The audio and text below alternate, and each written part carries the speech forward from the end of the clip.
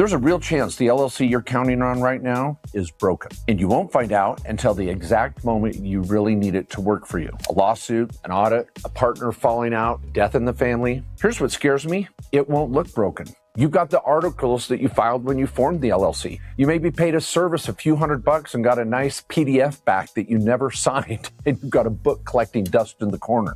You feel protected, but having an LLC and having one that actually holds up are two completely different things. And I've had people sit across from me thinking they're okay and they're covered, and I have to break them the bad news that the LLC they actually thought was protecting their house and investments has a hole in it. I'm Mark J. Kohler, CPA, attorney, best-selling author, and my law firm has set up and repaired tens of thousands of LLCs over the last 3 decades. I own LLCs myself and several businesses. And the problem is they weren't careless. It's just they got generic one-size-fits-all advice and set up an LLC off the internet and didn't really tailor it to their situation in business. So this isn't how to form an LLC video. This is a diagnostic. I'm going to walk you through 7 mistakes that quietly destroy an LLC. They break down the protection you thought you had. And we're going to look at your own setup and answer one question. Is mine one of them? So stay to the end, and I'll give you a checklist you can screenshot and run against your own company in about 60 seconds. Let's find out if yours is broken and get to it.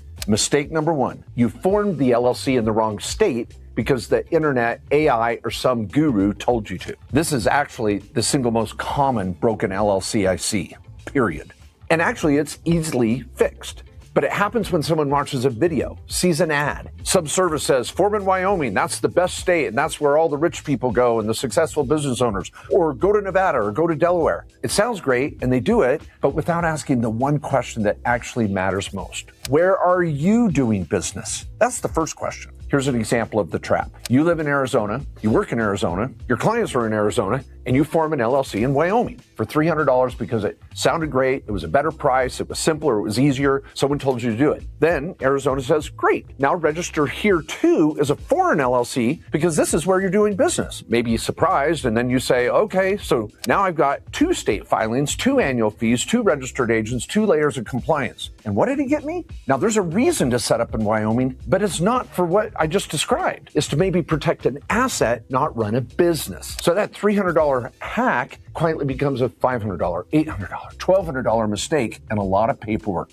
for 0 extra protection. See, when you're forming a business, the LLC should follow your actual life. Where is your business? Where do you live and work and are doing business? Now, if we're trying to protect an asset, then we might look at a Wyoming situation as a second layer of protection. But that's going to cost more, but we're trying to protect an asset. But if you're running a business, then we've got to look at that LLC through an entirely different lens, not where an influencer earns an affiliate commission. There are times it makes sense, like I said, for an asset, but for most people starting out, it doesn't. So gut check number 1, did you form an estate you don't actually live or operate your business in because someone online or someone told you to? And if that's the case, we need to fix it. Mistake number 2, the one LLC is doing every job. Now, this one might be the most dangerous mistake on the list because it might sound normal to set up an LLC and use it for consulting income. Oh, I bought a rental property. I'm going to put it in that LLC. I already have one. Oh, I'm going to sell some product on an Amazon store. Oh, I've already got an LLC. Perfect.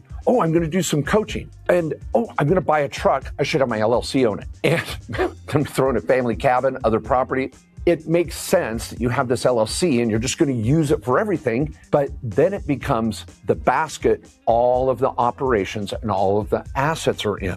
That's kind of scary. All your eggs are in one basket.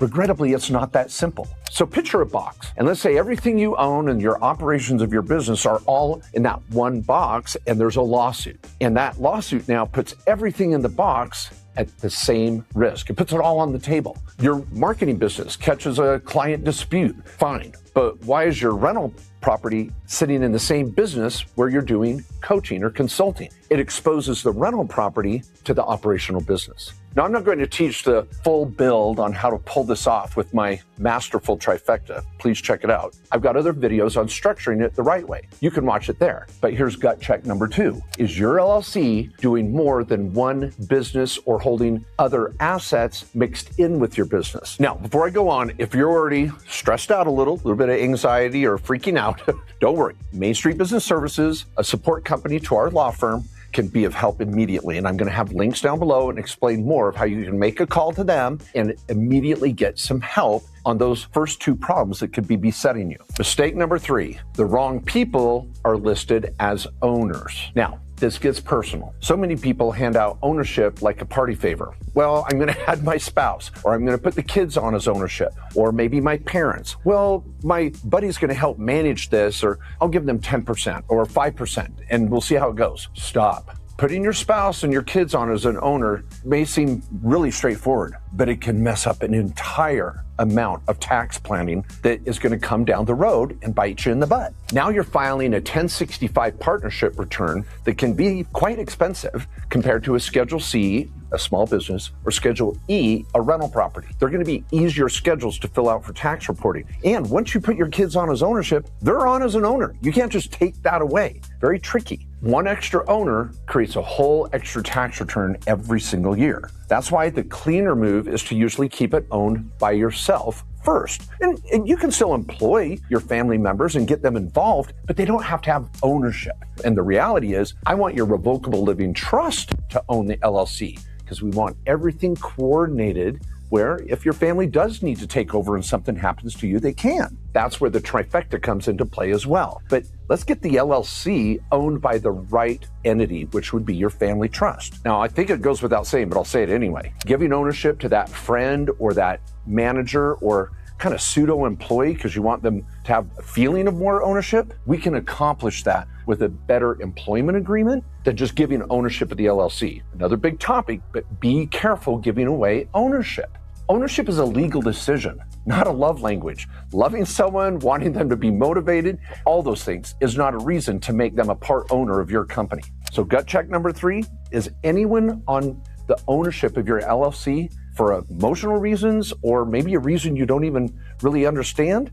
Let's review it. Mistake number 4, you picked the wrong management structure or one got chosen for you. This is one almost nobody thinks about, and it really can expose your personal life to the public more than you realize. And it can quietly decide who's actually also in control of your business. When you formed an LLC, you had to choose between member managed or manager managed. Again, intuitively, it may seem simple to say, well, I'm going to be the owner or member and obviously the manager, so I'm going to go with member managed. It seems like the right choice. And also, most people go in and check whichever box was already selected for them and don't even think about it again. In plain English, however, a member managed LLC means the members are going to be listed on the public record as the owner and manager so everybody can see who owns your LLC. Number 2, the member managed means every owner now has a hand on the steering wheel or a say in how the business is run. But a manager managed LLC means that one person is designated to run the operations and no one knows who the owners actually are, which could still be you, but you may not want the public to know that. Because again, you might have your family trust as the owner while you're the manager, and actually you can be in charge of the LLC with other owners if you do choose to go that route. Every LLC we set up is manager managed. It just makes so much sense and easier to run the business down the road. It matters for control, privacy, who can legally sign the documents, and especially when there's a threat and people start to look at who's the real owner of this company, and they can find it easily when it's member managed. Let me give you an example that might make more sense of this too. Let's say 3 siblings, a brother and 2 sisters, own a rental portfolio, an LLC, and they designate it as member managed. Well, now the world all knows who really owns the LLC. Number 2, if they go to sign any document, all 3 of them have got to sign it. Go down to the title company and have fun with that one. Now, does that take away their real ability to own and control and make decisions for the company? No, but it's behind the scenes. One person could be designated to run the business, but everybody's there to decide if we want to sell or refinance or work out problems. So it's just a real simple way to run the company efficiently, but still give everybody their decision-making ability, but again, behind the scenes. So gut check number 4, do you actually know whether your LLC is member managed or manager managed? And was that a decision you intentionally made or an accident? Mistake number 5, you have a filing, not an operating agreement. The hard truth is if all you have is a stamped certificate or the articles of organization from the state, you don't have a complete LLC. You have a receipt. A real LLC has an operating agreement. And that's where the actual rules live. It's kind of like the bylaws of a corporation. It's the Bible of how the business is supposed to be ran. Who owns it? Who can make decision? What happens if someone wants out? What happens if someone dies? How are the profits distributed? When do we have to contribute more money? You may say, well, Mark, I'm the only owner, so it doesn't matter. Well, without it, you're stuck with the state's default rules if you're unable to make a decision, or if something happens to you, or if you're in a lawsuit and you're trying to show you really treated the LLC like a legit company and you don't even have an operating agreement.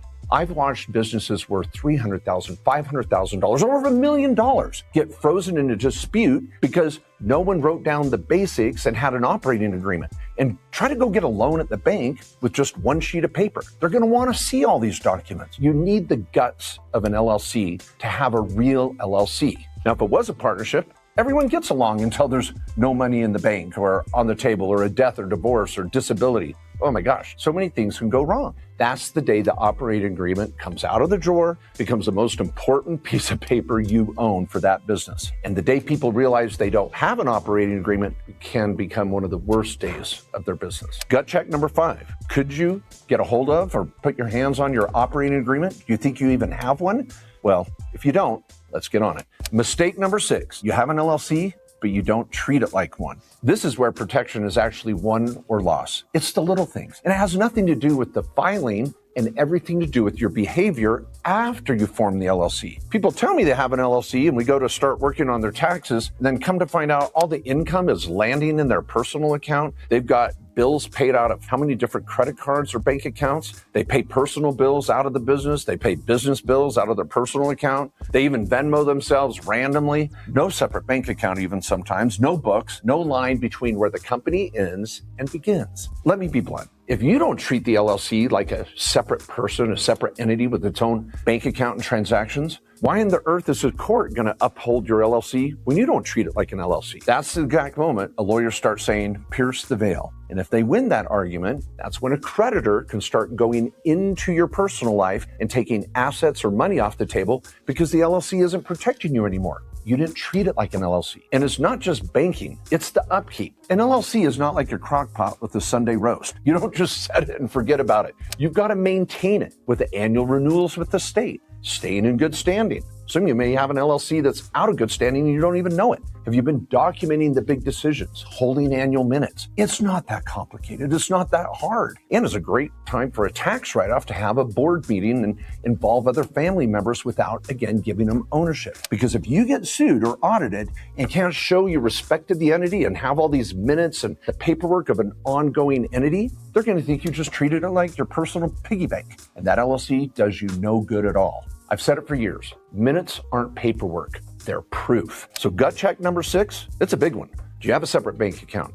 Do you have clean books? Is your entity in good standing? Do you have a corporate book with minutes? And if you can't answer yes to all of those, we got to get working on this right away. And mistake number 7, drum roll please. You put your home address on all the documents for your LLC. Now at the time, that may have made sense. It was simple and easy. You didn't have a mail forwarding address. You didn't have a PO box. You didn't have an office. Again, you did what was easy. You put your home address on as the address of the company. And you may have put yourself down as the registered agent with your home address because you have to have a street address for that.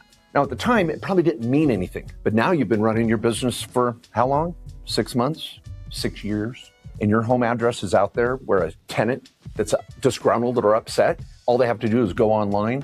They can be at your front doorstep, and who knows how long? Not good. Clients, customers, tenants, vendors. We do want to have a little privacy, and putting your home address out there on all the LLC documents, not a good privacy move. But the solution isn't that expensive, and it's quite simple. You restate the LLC with a different registered agent than you, with the proper address that's not your home, and maybe even a mailing address for the company. Lots of options, and it can be very affordable. Let's reset your LLC and fix some of those other problems maybe, and also set up more privacy for your personal life and your family. So gut check number 7, what address is laid out all over your LLC like a cheap suit? Let's look at that. Now, if you remember at the beginning, I promised you a checklist, something that you could even take a screenshot of. So I'm going to run through this checklist, if you will, of how to tell if your LLC is broken. And You can take that screenshot whenever it's convenient for you. Number one, did I form the LLC in the right state for where I actually am doing business or the property is located? Number two, is the LLC doing only one clear job and I'm not mixing operations with an asset? Number three, are the owners of the LLC the correct owners, or have I muddied the waters and had made it more of a legal nightmare? Number four, is my LLC manager managed, keeping the actual ownership private from the public record? Number five, do I have a real signed operating agreement I could rely on and find today? Number six, do I have a separate bank account? Do I have clean books? Am I in good standing with the state? Have I been doing minutes? Do I have a corporate book? All those pieces and parts. And number seven, what address is all over this LLC for the public to find out and come visit if they'd like to? Now, if you've got a problem in one of those 7 areas, the good news is almost every broken LLC can be fixed. But the earlier you catch it, the cheaper, cleaner, and safer the fix, and the more protection you actually keep. So, bottom line, an LLC is not a magic shield. It's a tool. And a tool only works when it's chosen right, set up correctly, and maintained. The real strategy was always supposed to start after the filing, not end there. Now, after going through that checklist, if you realize you need help, we're here for you. Main Street Business Services and our law firm have been helping clients for over 20 years. We've been helping clients stay compliant, organized, protected, and without the stress of managing it all yourself. You can learn more and get started using the link in the description below. And if this made you look at your own LLC a little differently, drop a comment with the mistake below, maybe something that hit close to home. I read them and they shape what I may cover next. And of course, hit the like button, subscribe, and turn on notifications so you don't miss future videos. I'm Art J. Kohler. Thanks for watching, and I'll see you in the next one.